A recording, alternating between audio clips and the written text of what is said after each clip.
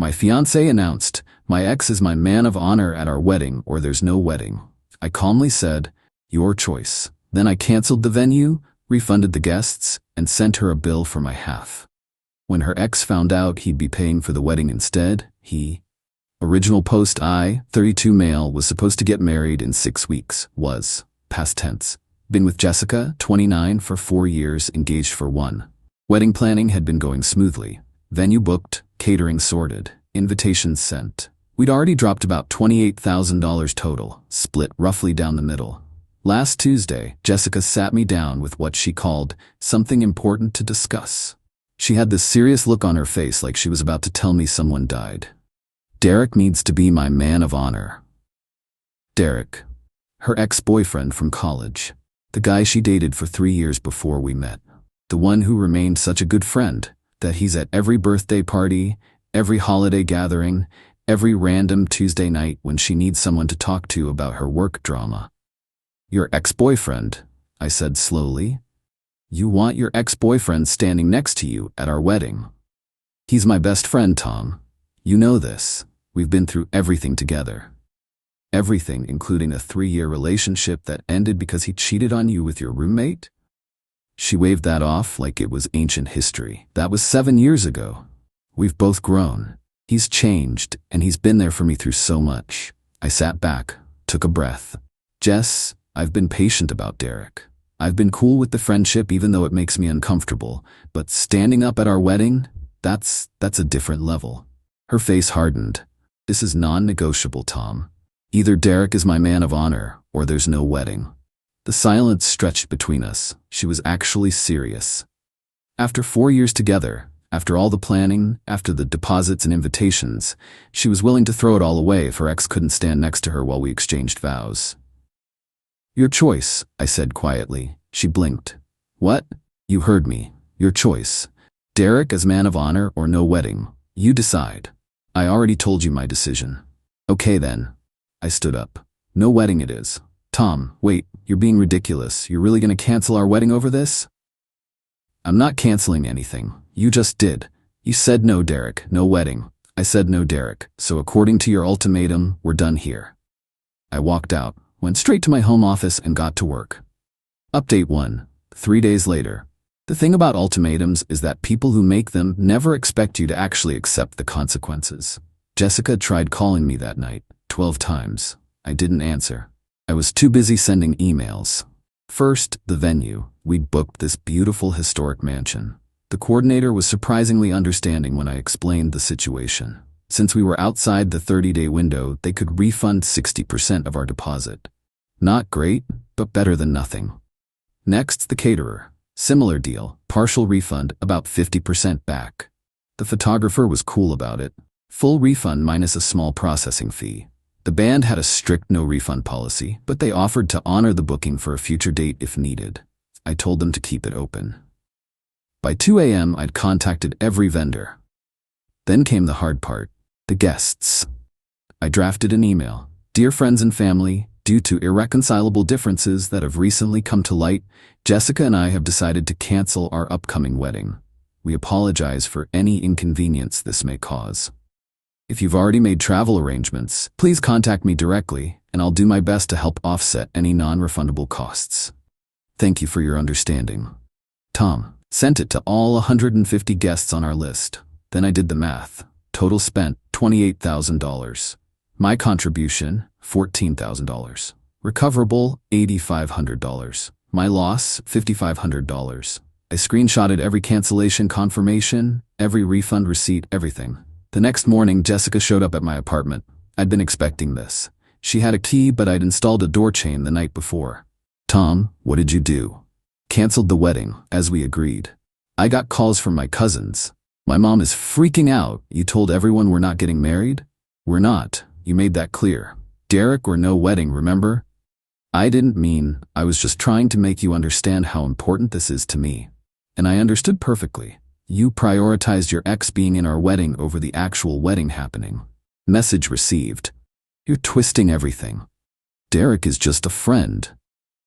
A friend you'd cancel our wedding over, apparently. She started crying then. Not the pretty, delicate tears, the ugly, snotty, desperate kind. Please, Tom, we can talk about this. Maybe Derek doesn't have to be man of honor, maybe just a regular groomsman? Oh, so now it's negotiable? Interesting. 24 hours ago it was your hill to die on. I was emotional. You know how I get. Yeah, I do. You make ultimatums expecting me to cave. Not this time. So that's it? 4 years just gone? I pulled out my phone and showed her the spreadsheet I'd made. Here's the bill. Your half of the cancellation losses comes to $5,500. I'll need that within 30 days. Her face went from sad to furious in about 2 seconds. You want me to pay you? We both lost deposits. I'm not eating your half because you decided your ex was more important than our marriage. This is insane. I'm not paying you anything. Then I'll take you to small claims court. I have all the receipts, the cancellation confirmations, and about 15 text messages where you acknowledge we were splitting wedding costs equally. She stared at me like she'd never seen me before. You're serious. Dead serious. You made your choice. These are the consequences. She left, slamming the door so hard the chain rattled. Update 2, 1 week later. The entitlement escalation was swift and spectacular. First, Jessica's mom, Linda, called. I actually liked Linda before this. She'd always been reasonable. Not anymore. Tom, sweetheart, Jessica explained everything. This is all a big misunderstanding. No misunderstanding, Linda. Jessica said Derek had to be man of honor or no wedding. I chose no wedding. But you know how girls are about their weddings. She just wants her best friend there. Her best friend who she used to sleep with.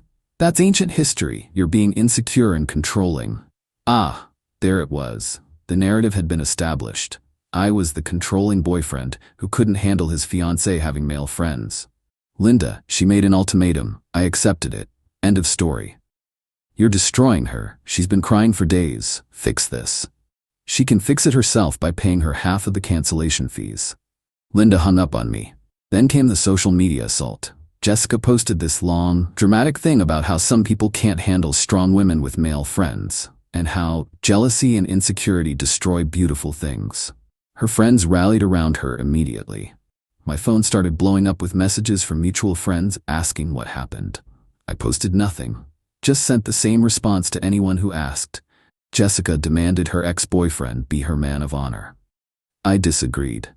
She said it was that or no wedding. I accepted no wedding. Most people got it immediately. A few tried to argue that I was being unreasonable. I stopped responding to those. But here's where it gets good. Derek reached out, not a call or text. This man showed up at my office. Security called up to ask if I was expecting him. I was curious, so I said yes. He strutted in like he owned the place. Derek's one of those guys who peaked in college, still wearing his fraternity ring at 30, still talking about his glory days as quarterback. We're mad. We need to talk, man to man. We really don't. Look, I get it. You feel threatened, but Jess and I are just friends. Nothing's gonna happen at the wedding. There is no wedding. Come on, don't be like that. You're really gonna throw away what you have with her over pride? Pride? She literally chose you over our marriage. She chose friendship. That's what mature people do. I laughed. Actually laughed. Mature people don't demand their exes stand next to them at their wedding. You're being pathetic, dude. Man up and let her have this. Let me explain something, Derek. There's no wedding. It's canceled. Vendors notified, guests informed, deposits lost. It's done. His face changed then. Wait, you actually canceled everything? Yep. But she said you were just being dramatic, that you'd come around. She thought wrong. The deposits, how much did you lose? About 11 grand total. I'm billing Jessica for her half. Derek went pale. Her half? She has to pay that?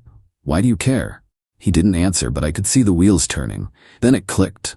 Oh my God, she already asked you for the money, didn't she? His silence was all the confirmation I needed. That's amazing. She wants you there so badly that she's asking you to pay for the privilege. How much did she ask for? That's none of your. 5 grand? 6? He stood up abruptly. You're a real piece of work, man. She deserves better.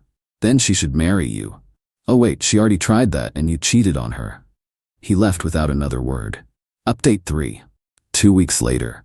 The Derek situation exploded exactly how you'd expect. Jessica called me screaming. Actually screaming. I had to hold the phone away from my ear. You told Derek about the money? I didn't tell him anything. He figured it out when he realized there were actual financial consequences to your ultimatum. He's saying he can't help with the wedding costs. He was going to help me pay my half. I nearly choked on my coffee. Wait.